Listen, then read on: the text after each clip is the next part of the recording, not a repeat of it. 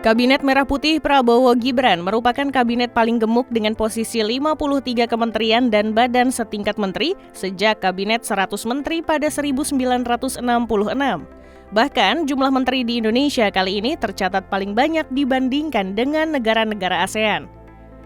Ketika terjadi krisis ekonomi di Indonesia, Presiden Soekarno membentuk kabinet 100 menteri yang tidak bertahan lama.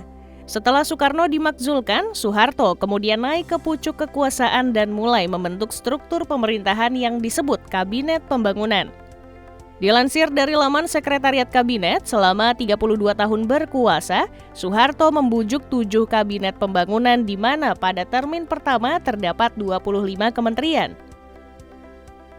Pada Kabinet Pembangunan kedua, jumlah kementerian malah menyusut menjadi 21 unit.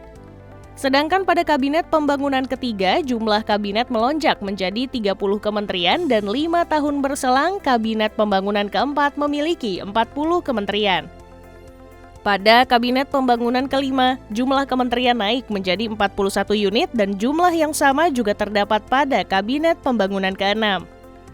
Sedangkan pada Kabinet Pembangunan ketujuh terdapat 37 kementerian sebelum akhirnya dihempaskan gelombang reformasi. Pada masa kepemimpinan B.J. Habibie, sejumlah kementerian pada Kabinet Reformasi Pembangunan sebanyak 39 pos kementerian. Setelah Abdurrahman Wahid atau Gus Dur berkuasa, jumlah kementerian pada Kabinet Persatuan Nasional menjadi 37 pos kementerian. Ketika Megawati Soekarno Putri menjabat, dirinya membentuk Kabinet Gotong Royong yang memiliki 33 kementerian. Adapun selama 10 tahun berkuasa, jumlah kementerian pada era Susilo Bambang Yudhoyono dipatok sebanyak 36 kementerian.